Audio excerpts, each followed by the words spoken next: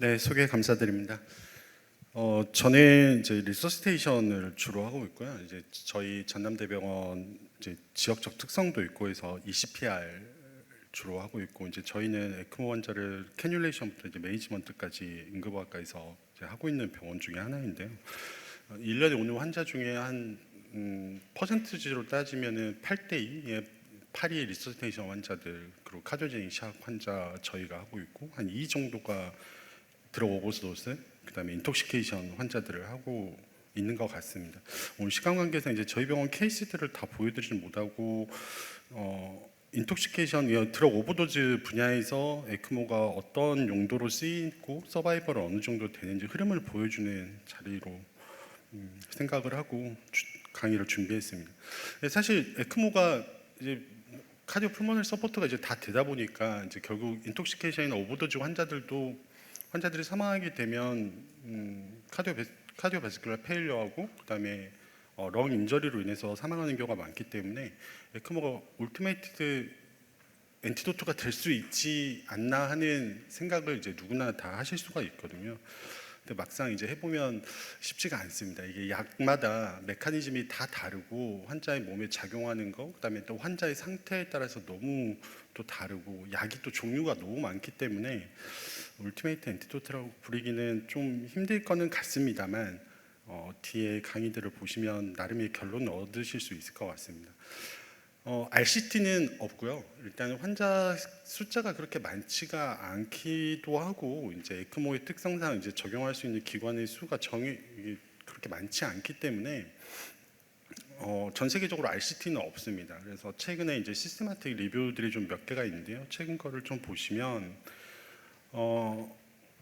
이제 이 페이퍼 같은 경우는 그래도 가장 인수가 많이 포함된 시스테마틱 리뷰인데, 환자가 전체 한 539명 정도 인롤이 되어 있고요. VA 에크모 218명, VB 64명, ECPR 257명인데 특이한 점이 나이가 굉장히 젊습니다. 대부분이 다 인톡시케이션이나 오버도즈 환자들이 슈사이드가 많고, 이 연구 같은 경우는 우리나라 데이터가 이제 안 들어가 있기 때문에, 우리나라는 이제 굉장히 고령에서 슈사이드도 꽤 있는 편이지만 외국 같은 경우는 주로 젊은 층에서 어떤 마약이나 이런 걸 오버도즈하거나 아니면은 슈사이드 어템프트 하는 경우가 많기 때문에 나이가 굉장히 적고, 또 하나 특이할 만한 점은 에크모 드럭에 익스포저된 시간부터 에크모가 러닝하는 데까지 걸리는 시간이 상당히 꽤 있습니다. 이 이유는 이제 약물이 반감기가 있기 때문에 약물의 이제 혈중 농도가 천천히 올라가게 되잖아요. 그래서 피크일 때 가장 환자는 안 좋기 때문에 이런 반감기가 있고, VV 에크모 같은 경우 이제 렁 인저리는 좀 늦게 나타나는 양상이기 때문에 렁 매니페스테이션에 시간이 좀 많이 늦게 됩니다. 그런 좀 특이한 점들이 좀 있는 것 같습니다. 환자들 중에 이제 소아 같은 경우는 이제 케이스 시리즈로만 보고가 되고요. 확실히 엔소가 이제 적기 때문에 이제 그런 특성들이 있고, 또 다른 리뷰 아티클 하나 보시면 서바이벌 레이트 보시면 65% 정도 보고하고 있습니다. 앞에 스터디도 보시면은 서바이벌은 61% 전체로는, 그다음에 ECPR 같은 경우 50% 정도 보고하고 있고요. 이거는 이제 점원 스터디인데 특이한 점은 이제 카디오바스큘러 메디케이션에 이제 집중해가지고 본 것이고, N수는 그렇게 많지 않습니다만 토탈 49케이스 정도인데요. 토탈 서바이벌은 63%고, 카디오바스큘러 드럭의 특징은 사실 이제 VA 에크모를 걸기에 가장 적절한 컨디션을 만들어준다고 표현하기는 좀 어폐가 좀 있긴 하지만, VA 에크모를 걸기에 가장 적당한 환자 케이스가 될 것 같습니다. 이 환자가 이제 뒤에 이제 약물의 어떤 특성에 따른 것들을 좀 말씀을 드리겠지만, 딱 심장만 날아가는 경우가 많기 때문에 이런 경우에 확실하게 좋은 서바이벌을 보여줄 수가 있다는 것을 보여주고 있습니다. 요거 같은 경우는 이제 각각 개개의 연구를 여기서 이제 언급하고 있는 클리니컬 레커멘데이션인데요. 한 연구에서는 이제 2개의 센터에서, 한 센터는 에크모가 안 되는 병원이고요, 한 센터는 에크모가 가능한 이제 병원인데, 각각의 약물 중독 환자들이 이렇게 이송이 되었을 때 서바이벌을 본 겁니다. 에크모가 되지 않는 병원에 48명이 이제 갔는데 약물의 종류는 큰 차이가 없었고요. 리프렉터리 카디악 어레스트 7명 1명도 서바이벌하지 못했고요. 리프렉터리 샥 41명 중엔 23명이 서바이벌해서 56%고 오버롤 서바이벌은 48%였습니다. 반면에 에크모가 가능한 기관으로 이송된 환자 14명 중에 리프렉터리 카디악 어레스트 3명이었었는데 3명 전체 다 서바이벌했고요. 리프렉터리 샥은 11명 중에 9명이 서바이벌해서 82%, 오버롤은 86% 서바이벌을 보였습니다. 이건 이제 또 다른 연구인데 한 기관에 10년 동안 에크모가 가능한 한 기관에 10년 동안 이제 환자들을 분석을 한 것인데 오버도즈나 인톡시케이션 환자 19명하고 그다음에 그 외의 환자들 우리가 통상적으로 에크모를 이용을 하는 통상적인 환자 45명의 서바이벌을 이제 비교해 봤습니다. 오버도즈나 인톡시케이션 환자 여기선 포이즌드 페이션트라고 표현을 했는데 오버롤 서바이벌이 거의 80% 육박하는 79%였었고 그렇지 않은 환자는 서바이벌이 20% 정도였다. 결론은 인톡시케이션이나 오버도즈 환자들이 서바이벌이 확실히 좋더라. 그렇게 얘기하고 있습니다.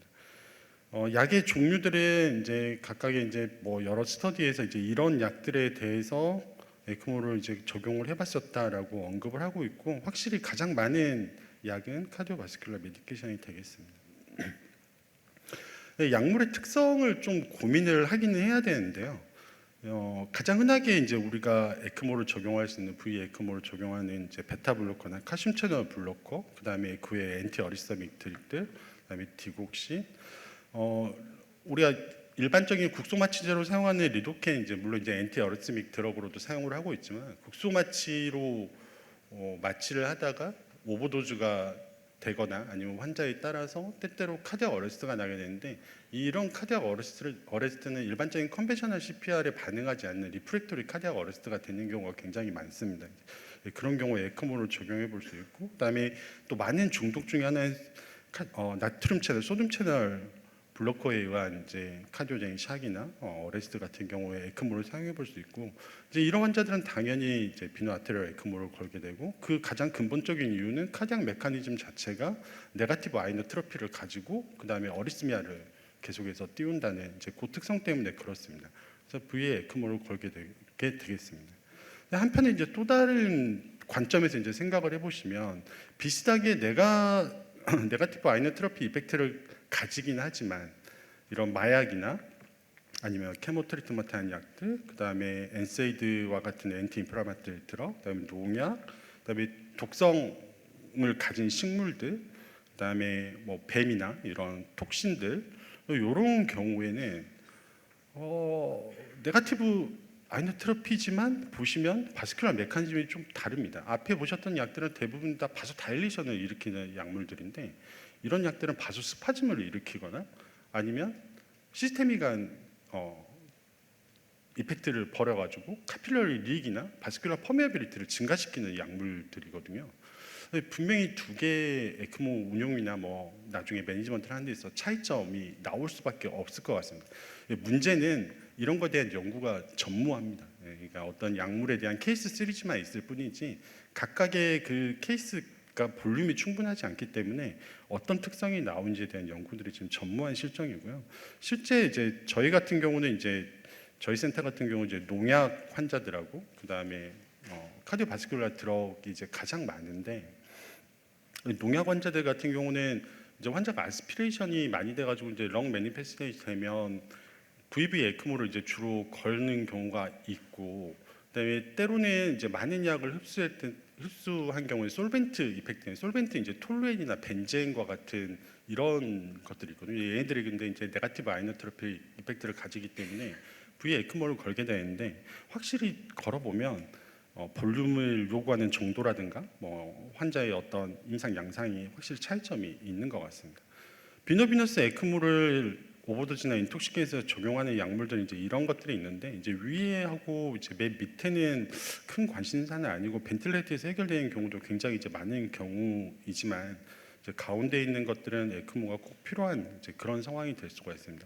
특히 이제 하이드로카본 같은 경우는 렁에 아스피레이션 되면 이제 금방 ARDS 패턴으로 가는 양상을 보이게 되거든요. 이제 이런 환자에서는 비노비너스 에크모를 이제 적절하게 고려해야 되고 이제 한 가지 관심사가 이제 사이아나이드인데요. 사이아나이드는 미토콘드리아 레벨에서 에너지를 생성을 이용을 하지 못해서 그러니까 몸 전체가 옥시즌을 이용을 하지 못하는 상황이 됩니다. 근데 이런 경우에 이제 에크모를 걸면 과연 이펙트가 있을 거냐. 사이나이드 인톡시케이션은 과량을 섭취해서 이제 응급학과 의사들 말에 병원에 도착하기 전에 살아 있으면 살릴 수 있고 병원에 도착하기 전에 어레스트로 들어오면 그 환자는 절대 못 살린다라고 하거든요. 근데 이제 우리나라에 케이스 레포트가 하나가 있긴 합니다. 사이나이드 인톡시케이션에서 에크모를 걸어가지고 환자를 서바이벌 시킨 케이스가 있긴 한데 물론 적절한 엔티도트가 이제 사용이 됐었고요. 이제 과연 이제 엔티도트의 힘으로 산 건지 에크모의 힘으로 산 건지는 사실 좀 애매하긴 합니다만 엔티도트가 작용할 시간을 벌어준다는 데서 의미는 있을 수가 있을 것 같습니다. 하지만 이제 약물의 작용 기전상 에크모가 과연 정령 도움이 될 것인가는 좀 고민을 해봐야 될 것 같습니다. 이 케이스가 충분하지 않기 때문에요. 어드버스 이펙트는 이제 에크모로 인한 어드버스 이펙트고 보고한 페이퍼가 딱 하나 있는데 23% 보고하고 있습니다. 이제 어떻게 에크모를 사용할 거가는 사실 정해진 지금 가이드라인이 없는 상황이기 때문에 이제 각 단체 몇 개 단체에서 이제 클리니컬 레커멘데이션을 하는 정도이고 사실 카디오제닉 일반적인 카디오제닉 쇼크 환자에서 에크모를 적용하는 것과 큰 차이는 없습니다만 중간에 엔티도트를 사용을 해보고 이 엔티도트 이펙트가 충분하지 않으면 이제 에크모를 적용을 한다. 이제 이런 형태로 이해를 하시면 될 것 같습니다. 하지만 이제 엔티도트가 또 작용을 하는 데 있어서 걸리는 시간도 또 있거든요. 그래서 어떤 타이밍에 어떠한 지표를 가지고 에크모를 저희가 적용을 해야 될지 근거가 부족한 건 사실입니다. 비너비너스 에크모도 PF 레이시오를 사용해 가지고 에크모를 결정은 하겠지만 중간에 엔티도트를 사용을 이제 해보는 과정을 거치게 되고요. 요즘에 이제 리피드 이머전 트리트먼트라고 인톡시케이션 환자에서 굉장히 광범위하게 사용하고 있는 치료 중에 하나인데 이제 이거는 오버도즈한 약물이 리피드 솔루블한 이제 드럭이라는 전제 조건이 붙는 하에서 리피드를 몸 안에 가득 넣어서 약을 리피드에 녹여서 그 약이 효과를 몸 안에서 인톡시케이션 효과를 못 나타내게끔 하는 이제 그런 치료 방법입니다. 그래서 리피드를 굉장히 많이 쓰고 있는데요.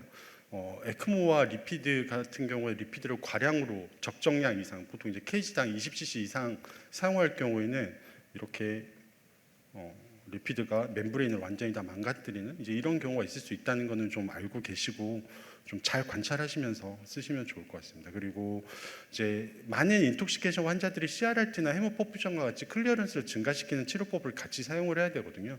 이제 때로는 어떤 약물은 인터미디언트 헤모다이리시스가 더 도움이 된다고 알려져 있긴 하지만 이제 에크모를 돌리는 환자들이 헤모다이리시스는 하기 힘들기 때문에 대부분 다 CRRT 혹은 헤모퍼퓨전의 형태를 거쳐야 되고 헤모퍼퓨전은 저희 같은 경우 2케이스 해봤습니다만은 볼륨 조절이 진짜 너무 어렵고 환자가 스럼보사이토페니아 같은 부작용이 많이 생기는 것들이 좀 힘든 것 같습니다. 결론으로 인톡시케이션이나 오버도즈 환자에서는 에크모가 카디오풀모니 서포트 역할을 하고 그래서 서바이벌로 가는 브릿지 역할을 하고 엔티도트가 또 환자에게 작용하는 시간을 벌어주고 계속해서 버티면서 오간 리커버리하는 이제 그런 역할을 할 수 있을 것 같습니다. 울티메이트 엔티도트냐고 물어보시면 이제 그거는 여러분에게 각자 대답을 맡기도록 하겠습니다. 이상입니다. 감사합니다.